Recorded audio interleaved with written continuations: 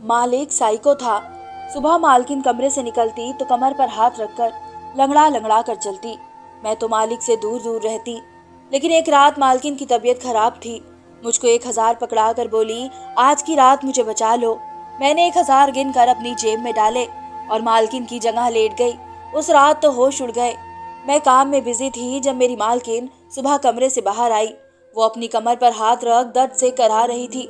मैंने पूछा कि मालकिन क्या हुआ, तो मुझे अजीब नजरों से देखने लगी। कहने लगी कि तेरा मालिक इंसान नहीं, जल्लाद है। ये कहकर वो आंसू पोंछकर किचन में चली गई। गरम दूध में 1 चम्मच हल्दी डालकर पीने लगी। ऐसा पिछले चंद रोज से मैं देख रही थी। कभी कभी तो मैं सोच में पड़ जाती कि देखने में तो मालिक बड़ा नरम लगता है, नौकरों का तो बहुत ख्याल रखता था, बीवी के साथ ऐसा क्या करता था जो वह इसे यूं कहती थी। मैं पिछले 1 साल से इस घर में काम कर रही थी और मैं मालकिन को हमेशा उदास रहते हुए देख रही थी। मालकिन के चेहरे पर हमेशा सख्त अंदाज रहते थे, इसलिए कभी पूछने की हिम्मत नहीं हुई। लेकिन आज तो बेचारी अपनी कमर पकड़े दर्द से कराहती हुई कमरे से निकली तो शायद दिल बर्दाश्त होकर उसने कह दिया था। मेरे मालिक तो बहुत ही नरम मिजाज किस्म के आदमी थे। मैंने तो कभी उन्हें ऊंची आवाज में बात करते तक नहीं देखा था।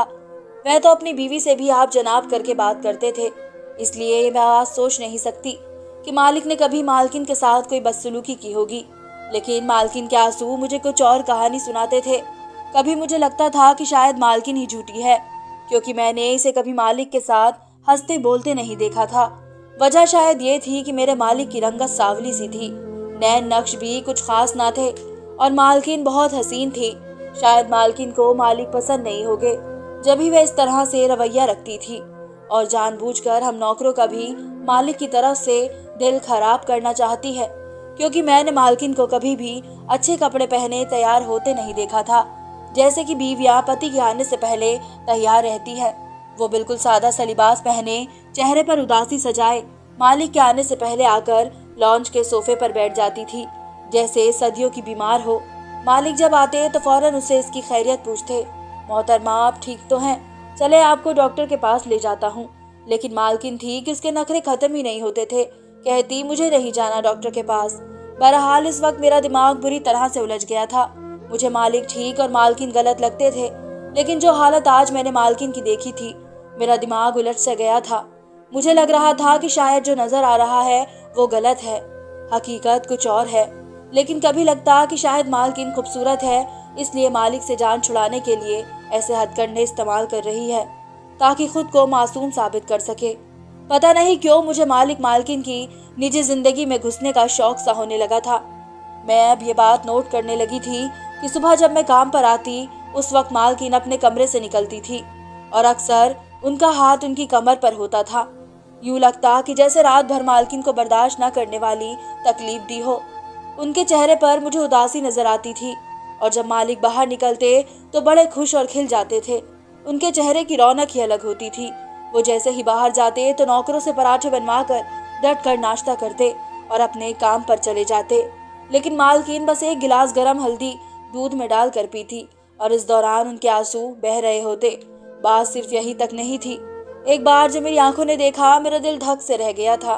मैं अभी काम पर आई थी कि मेरे कानों में मालकिन की सिसकियों की आवाज आई। मैंने देखा कि मालकिन कमरा खोल के भागते हुए बाहर आई थी, लेकिन मुझे देखकर खिसक गई। उनके बाल बुरी तरह से बिखरे हुए थे, चेहरे से परेशान लग रही थी। मुझे देखकर फटाफट से उन्होंने आंसू पोंछे और फिर ऊपर का जीना चढ़ने से पहले मुझसे कहने लगी कि अगर वह दरिंदा आदमी मेरा पता पूछे तो कहना मैं घर पर नहीं कहीं चली गई हूँ। खबरदार तो तुमने इसे ये बताया कि मैं ऊपर छिपी हूँ। ये कहकर वो तेजी से ऊपर का जीना चढ़ गई थी। 5 मिनट बाद मालिक के कमरे का दरवाजा फिर से खुला। मैंने फटाफट से हाथ में कपड़ा लिया और शीशे का टेबल साफ करने लगी ताकि मालिक को ये न लगे कि मेरा ध्यान उनके कमरे की तरफ है। उन्होंने पूरे लॉन्ज में देखा, फिर मुझसे कहने लगे, तुम्हारी मालकिन कहाँ गई है? यह सुनकर मैं घबरा गई थी। आज मालिक काफी गुस्से में भी लग रहे थे। मैंने कहा, मुझे नहीं पता, मैं तो किचन से अभी बाहर आई हूँ। मैंने नहीं देखा कि मालकिन कहाँ है। लेकिन जाहिर मैं झूठ नहीं बोल रही थी, इसलिए नजर बार बार चुरा रही थी। मेरे लहजे में भी हिचकिचाहट सी थी। मालिक धीरे से चलते हुए मेरे पास आए, बड़े धीमे लहजे में कहने लगे, मैं जानता हूँ कि तुम्हें मालूम है वो कहाँ है? बताओ मुझे वो कहाँ गई? मैं पूरी तरह से घबरा रही थी कि अगर मैंने मालिक को सच बता दिया और मालकिन को पता चल गया तो वो मुझे डांटेंगी, और अगर मालिक से झूठ बोला और उन्होंने मेरा झूठ पकड़ लिया तो शायद मैं नौकरी से ना निकाली जाऊं। मैंने ऊपर की तरफ इशारा किया और धीरे से मालिक से कहा कि प्लीज मेरा नाम मत लीजिएगा। यह सुनकर वो मुस्कुराने लगे, फिर जेब से एक 500 का नोट निकालकर मुझे पकड़ा दिया। कहने लगे, अगर ऐसे ही तुम मेरा साथ दोगी तो मैं हमेशा तुम्हें खुश कर दूंगा। ये कहकर वे ऊपर चले गए, लेकिन मैं डर रही थी। पता नहीं क्यों आज मुझे मालिक का अंदाज कुछ ठीक नहीं लग रहा था। मुझे मालकिन सच्ची और मालिक झूठे लग रहे थे। कुछ देर बाद ही मालिक मालकिन का हाथ पकड़ के उन्हें नीचे ला रहे थे। बड़े प्यार से उनसे बात कर रहे थे। कहने लगे कि आप क्यों मुझसे इतना दूर भागती हैं? चले बैठें इधर, आज मैं आपको अपने हाथ से नाश्ता करवाऊंगा। लेकिन मालकिन बार बार अपना हाथ उनके हाथ से छुड़वाने की कोशिश कर रही थी। मालिक ने बावर्ची से कहा, दूध का गिलास लेकर आओ, और फिर अपने हाथ से मालकिन को दूध पिलाया। वह तो बड़ी प्यार और मोहब्बत दिखा रहे थे। मेरे दिमाग में भी वही सवाल था, फिर मालकिन मालिक से डरती क्यों है? वो तो बहुत ही नरम मिजाज के थे। कुछ ही दिनों बाद मेरी माँ को नानी की मौत की खबर मिल गई। माँ कहने लगी कि मैं तुम्हें अकेले घर नहीं छोड़ सकती, क्योंकि मैं और मेरी माँ ही घर में अकेले रहते थे। बाबा ना थे हमारे, और मेरे अलावा माँ की कोई औलाद ना थी। माँ कहने लगी, अगर तुम्हारी नौकरी ना लगी होती तो मैं तुम्हें साथ ले जाती, लेकिन अगर तुम काम छोड़कर मेरे साथ गांव चली गई तो तुम्हारी नौकरी छूट जाएगी और वापस आकर हमें खाने पीने के लाले पड़ जाएंगे। मैंने कहा, तो माँ फिर मैं अकेली कहाँ रहूंगी? मेरी माँ ने मालकिन से बात की कि जब तक मैं गांव से वापस न लौट आऊं आप मेरी बेटी को अपने घर पर रख लें। मालकिन को भी इस बात पर कोई एतराज ना था। मैं यूं ही मालकिन के पास रहने लगी। पहले तो मैं सुबह से लेकर शाम तक ड्यूटी किया करती थी, मगर अब 24 घंटे मैं यहीं इस घर में रहने लगी थी। बाकी नौकर अपने अपने घर चले जाया करते थे, जबकि मैं वही मालकिन के घर में ही रहने लगी थी। इस रोज जब खाने का वक्त हुआ तो मैंने गरम गरम खाना बनाकर मालिक के आगे रखा। मालकिन कमरे से बाहर नहीं आई थी। वे कितनी ही देर कुर्सी पर बैठे मालकिन का इंतजार करते रहे, बार बार घड़ी की तरफ देखते और फिर कहने लगे कि जाओ अपनी मालकिन को बुला कर लाओ, खाना ठंडा हो रहा है। मैंने फौरन हाँ में सिर हिलाया और उन्हें जगाने के लिए चली गई। जैसे ही दरवाजा खोला तो मालकिन बिस्तर पर उल्टे मुंह लेटी हुई सो रही थी। मैंने गला साफ करके उनको आवाज दी और कहा कि मालिक बाहर आपका इंतजार कर रहे हैं। वह मेरी मौजूदगी को महसूस कर चुकी थी, मगर इसके बावजूद कोई जवाब न दिया। कहने लगी कि उन्हें कहें खुद खाना है तो खा ले, मुझे भूख नहीं है, जब भूख लगेगी तो खा लूंगी। इतना कहकर उन्होंने खुद को सर से पैर तक रजाई में लपेट लिया था। मैं यूं ही वापस लौटी तो मालिक के माथे पर बल पड़ गए। कहने लगे कि तुम्हारी मालकिन किधर है? मैंने सब कुछ बता दिया जो मालकिन ने कहा था। तो मालिक के चेहरे पर मुस्कुराहट उभरी। वो फौरन अपनी कुर्सी से उठे और कमरे में चले गए। ठीक 2 मिनट बाद मालकिन उनके साथ बाहर आ रही थी। उनके चेहरे पर एक जबरदस्ती की मुस्कुराहट थी। मुझे उनका गाल लाल लग रहा था। मुझे खुद को घूरता देखकर मालकिन फौरन कहने लगी, मेरी शक्ल क्या देख रही हो? मेरे लिए प्लेट में खाना निकालो। मैंने जल्दी से उनके लिए प्लेट में खाना निकाला। 2 निवाले खाकर वह वापस अपने कमरे में जा चुकी थी। मुझे तो मालकिन की समझ ही नहीं आती थी, इतना सब कुछ होने के बावजूद वह क्यों इतनी एक्टिंग दिखा रही थी। मालिक और मालकिन के खाना खाने के बाद जो खाना बच गया वो मैंने खाया, और फिर बर्तन धोते धोते मुझे काफी वक्त बीत चुका था, क्योंकि मैंने पूरा किचन समेट दिया था। सारा काम निपटा कर जब मैं किचन और लॉन्च की लाइट बंद करके अपने कमरे में जाने लगी तो एक पल को मेरे कदम रुके, क्योंकि इस खामोश घर में मुझे मालकिन की सिसकियों की आवाज आ रही थी। मेरे दिमाग में घंटियां बजने लगी। दिल चाहा कि जाकर देखूं कि इस सिसकियों से रोने की आवाज किसकी है। मालकिन रात के इस वक्त आखिर क्यों रो रही है? मैंने फौरन खुद को तैयार किया कि यूं इस वक्त किसी के कमरे में जाकर देखना बिल्कुल भी अच्छी आदत नहीं है, मगर अगले ही पल जो आवाज मुझे सुनाई दी, मैं तो लरस कर रह चुकी थी। न चाहते हुए भी मेरे कदम मालकिन के कमरे की तरफ बढ़ने लगे।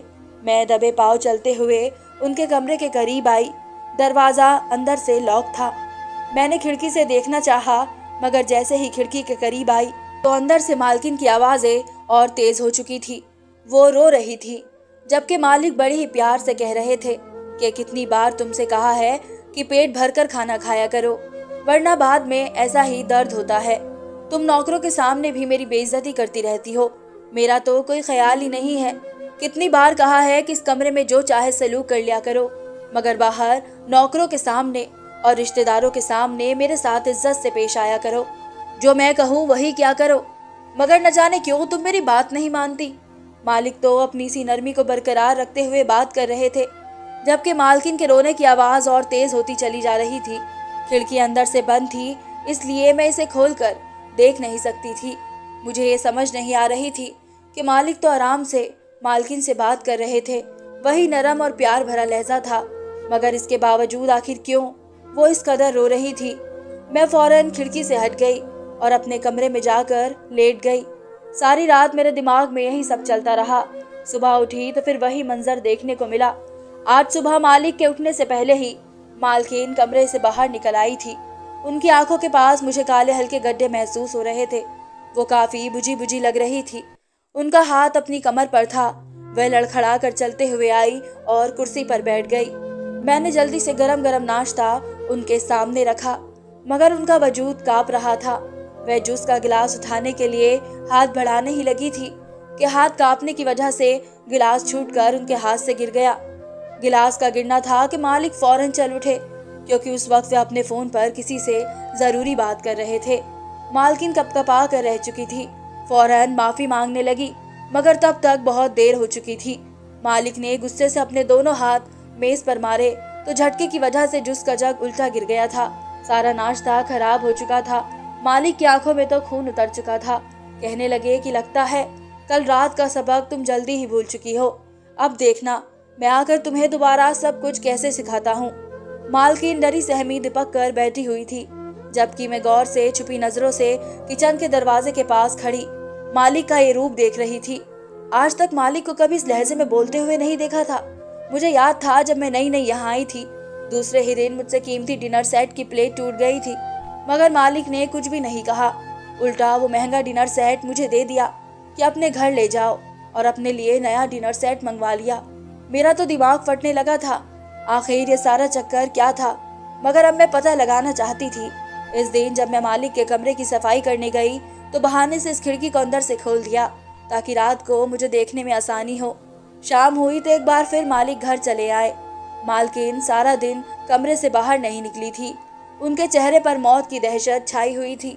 दिन के वक्त जब मेज पर खाना लगाकर मैं उन्हें बुलाने के लिए गई तो वह अपने कमरे में बैठी रो रही थी। कहने लगी कि मुझे भूख नहीं है, तुम चली जाओ। जी चाह रहा था कि पूछूं, मगर फिर कुछ सोचकर खामोश हो गई। आखिर को बड़े लोग थे, हम गरीबों को कहाँ समझते थे। इस रात जब मालिक और मालकिन कमरे में गए तो एक दफा फिर मैं सारे काम निपटा कर लाइट ऑफ करके इस खिड़की के पास चली आई। मैंने हल्की सी खिड़की खोल दी। जो मंजर मुझे दिखाई दिया वो देखकर मेरे पैरों के नीचे से जमीन निकल चुकी थी। मालिक दरिंदा बना सोफे पर बैठा हुआ था। इसके हाथ में बेल्ट थी, जबकि वह मालकिन से एक एक चीज का हिसाब मांग रहा था। कहने लगा कि जब मैंने 1:30 पर कॉल की थी तो तुमने कॉल उठाने में देर क्यों की। मालकिन कहने लगी कि मैं वॉशरूम में थी, मोबाइल की आवाज़ मुझ तक नहीं पहुंची। अगले ही पल मालिक ने बेल्ट से मालकिन की टांगों पर मारना शुरू कर दिया। कहने लगा, झूठ बोलती हो, यकीनन किसी के साथ बातों में लगी हुई थी, तभी मेरी कॉल को नज़रअंदाज किया। मालकिन रोने लगी। कहने लगी कि ऐसा कुछ नहीं है, मगर वो अपना लहजा तो बहुत ही मीठा रखे हुए थे, मगर मालकिन पर जुल्म कर रहे थे। वो मुस्कुरा कर मालकिन को देख रहे थे। वह रो रही थी और यहाँ मेरा वजूद कांप रहा था। क्या ये मालिक पागल था? मैं तो झुरझुरी लिए कांप कर रह चुकी थी। अगले दिन जब मालिक काम पर चले गए तो मैं सीधी मालकिन के कमरे में चली आई। वो अभी तक बिस्तर पर लेटी हुई थी। मैंने उनका चेहरा देखा तो दिल दुखी हुआ, क्योंकि उनके चेहरे पर लाल जख्मों के निशान थे। ऐसा लगता था जैसे सिगरेट जलाकर उनके गालों पर लगाई गई हो। ये मंजर देखकर मेरा जी जल चुका था। मैं मालकिन के पास आई और कहने लगी कि मालकिन, मैंने रात को आपके कमरे से आवाज सुनी थी, हो सकता है मैं आपकी कोई मदद कर सकूं। आप मुझे अपनी दोस्त समझकर कुछ भी बता सकती हैं। तो मालकिन रोने लगी और रोते हुए कहने लगी कि मालिक दिमागी मरीज है, ये पागल है, कहता है कि तुम मुझे खुद से कम समझती हो। तुम खूबसूरत हो और मैं बदसूरत, इसलिए तुम कभी भी मुझे धोखा दे सकती हो। शुरू शुरू में तो इसने मुझे बहुत मोहब्बत की, मगर जैसे जैसे वक्त गुजरता गया वो बदलता चला गया। रोज रात को आकर मुझ पर बहुत जुल्म करता है, अजीबोगरीब काम करवाते हैं। कभी एक टांग पर खड़ा कर देते हैं तो कभी कहते हैं इस कांच पर चलकर दिखाओ। अगर ना मानी तो बहुत मारते हैं। अगर मुझसे कोई गलती हो जाए तो आग जलाकर मेरे हाथ पर आग रखते हैं। कभी चाकू मेरी उंगलियों से गुजारते हैं। मेरी तो जान पर बनाई है। समझ नहीं आती कि क्या करूं। ये आदमी तो मुझे मार कर ही दम लेगा। मालकिन की बात सुनी तो मैं भी डर गई थी। मालकिन मेरे सीने से लगकर अपने दिल को हल्का करने लगी। मैं भी उन्हें खामोश करवाने लगी और बोली कि हम जरूर इसका कोई बेहतर रास्ता निकालेंगे। इस रात जब वो घर आए तो एक बार फिर मालकिन के साथ सख्ती बरतने लगे। उन्होंने कांच का गमला फर्श पर तोड़ा और कहने लगे कि इस पर चलकर मेरे पास आओ, वरना तुम्हें गंजा कर दूंगा। तुम्हारे सर पर एक भी बाल नहीं छोड़ूंगा। मालकिन रो रही थी। मालकिन चिल्लाने लगी कि ऐसा हरगिज नहीं करूंगी, मुझे दर्द होगा। मालिक ने अगले ही पल जलती हुई मोमबत्ती उठाई और मालकिन के करीब आने लगे ताकि उनके बाल जला सके। मैंने ये मंजर देखा तो बर्दाश्त न कर सकी। मालकिन चिल्लाते हुए कमरे में कोने में बैठी थी। मैंने फौरन बाहर से कांच का गुलदस्ता उठाया और दरवाजा खोलकर अंदर चली गई। जब तक मालिक पलट कर देखते मैंने वह कांच का गमला उनके सर पर मार दिया। वह फर्श पर गिर चुके थे, तड़प रहे थे, मगर मैं मालकिन को लेकर वहां से भाग निकली। अभी घर से बाहर निकली थी कि मालकिन रोने लगी। कहने लगी नहीं, वो मेरा पति है, वो मुझे उन्हें ऐसे छोड़कर नहीं जाना चाहिए। अगर उन्हें कुछ हो गया तो मुझ पर बात आएगी। मैं उन्हें वहां से भगाना चाहती थी, मगर मैं वापस अंदर गई। मालिक बेहोश पड़े थे। फौरन गाड़ी में डालकर उन्हें अस्पताल ले गई, जहां पर उनका इलाज के साथ उनके दिमाग का इलाज भी शुरू कर दिया गया था। उसके बाद वो कुछ ठीक होने लगे। वो बीवी पर भरोसा करने लगे थे, जबकि मुझे मालकिन ने पैसे देकर वहां से भगा दिया ताकि मालिक मुझ पर कार्यवाही ना कर सके। दोस्तों, हमें इस कहानी से ये सीख मिलती है कि पति कितना भी बुरा हो, बीवी के साथ कैसा ही सलूक क्यों ना करता हो, अगर पति पर मुसीबत आती है तो बीवी अपनी परवाह किए बगैर अपने पति को बचाने की कोशिश करती है। इसलिए सबको अपनी बीवी की इज्जत करनी चाहिए और अपने रिश्ते पर भरोसा करना चाहिए, जिससे आपका प्यार और गहरा होगा। धन्यवाद दोस्तों। उम्मीद करती हूँ आप सबको मेरी ये कहानी पसंद आई होगी।